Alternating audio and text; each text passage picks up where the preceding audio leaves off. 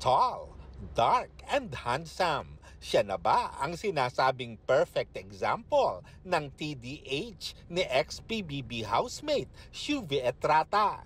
Sabi kasi ng fans, pang big winner ang atake sa paglabas ng Island Ate ng Cebu sa bahay ni Kuya nang sunduin siya ni balikbayan sparkle heartthrob Anthony Constantino with bouquet of flowers.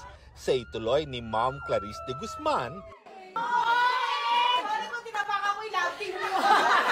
hindi naman inakala ni Anthony na magiging usap-usapan ang pagsundong ito.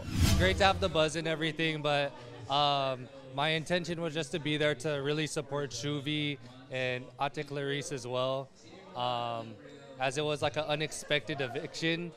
So yeah, I really just wanted to be there to support them and show my love.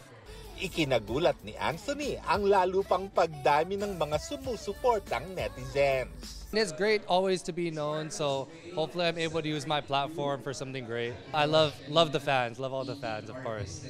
Kasama si Anthony sa birthday lunch para sa April, May at June celebrants ng Sparkle.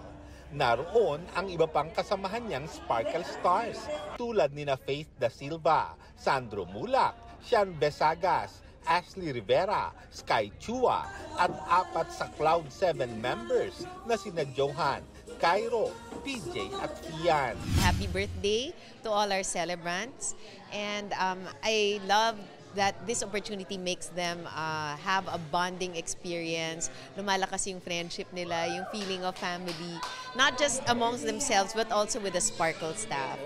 Mabuti na lang at nagka-chance silang mag-celebrate, lalo't nasa California, USA si Anthony with his family noong actual birthday niya last May 30. Si Shuvi naman, nasa bahay ni Kuya nang mag-birthday noong June 4. Honestly, kind of sad, but also she was obviously in the house at the time, so she celebrated her birthday in the house too, so hopefully we're able to both celebrate outside of the house.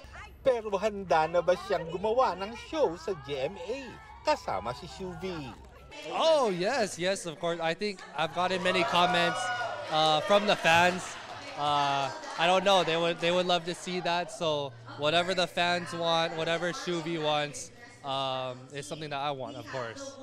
Pinagpaplanuhan na rin ni Anthony at Shuvi ang pagpunta sa Bantayan Island kung saan nakatira ang pamilya ni Shuvi. I've never actually been to Cebu ever, so I think that's a priority on my list now. I heard it's a beautiful place, and I've seen pictures, of course. Yeah, and all of Shuvi's family's there, so maybe one day, soon, I'll be able to go there. What's the real score? Sorry nasa hot seat ka. Nanliligaw yun bago ako pumasok. Gusto mo pa siyang kilalanin. Gusto ko Nagkataon siyang nga lang, kilalanin. papasok ka sa loob ng bahay. Yes po. Maligaw muna pa siya. Oo, maligaw pa siya. Lars Santiago, updated sa showbiz happening.